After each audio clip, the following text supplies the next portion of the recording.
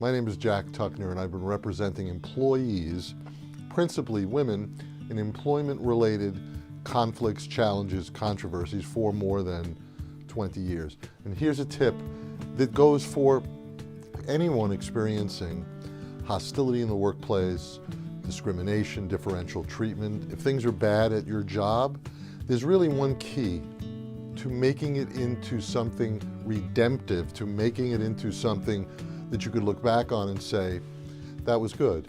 I taught my employer a lesson and I moved on. It was progress in my life and I feel empowered, as opposed to I feel victimized forever in the way that this all ended. What's important to know in that key distinction of how to go from victimized forever to I taught my employer a lesson, I feel empowered and good about it, is one thing: notification. Giving your employer the opportunity to understand that you feel that you're experiencing differential treatment and giving them the chance to fix it. But what the law requires is that notification.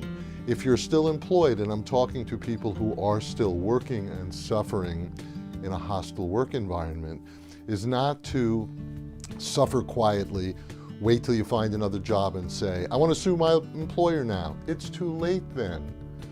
When you complain to your employer, what you have to do is tell your employer. When I say tell, you can speak, you will be interviewed about it, but make sure it's all documented.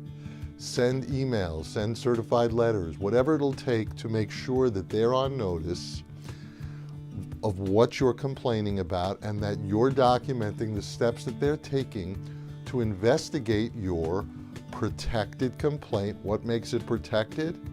You're complaining about discrimination, not just that your boss is a big jerk. There's no law against big jerky bosses.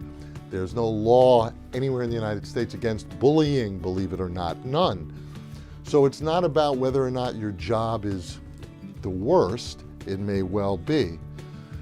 There's no law against really bad jobs. What there is a law against is if you're being treated differently because of who you are as a woman, for example, because of your pregnancy, anything related to your pregnancy, anything related to your maternity leave, anything related to lactation, that's sexist, discriminatory treatment, and it's illegal. Anything related to your race, your color, your disability, your age, your religion, a number of categories of protected statuses, but it's all part of the one right that we have, the right not to be discriminated against in the workplace. So what's the one thing you need to know if you're ever going to have a claim, if you're ever going to hold your employer accountable, if you're ever going to have them write you a check in terms of a severance agreement, or later on if you happen to be fired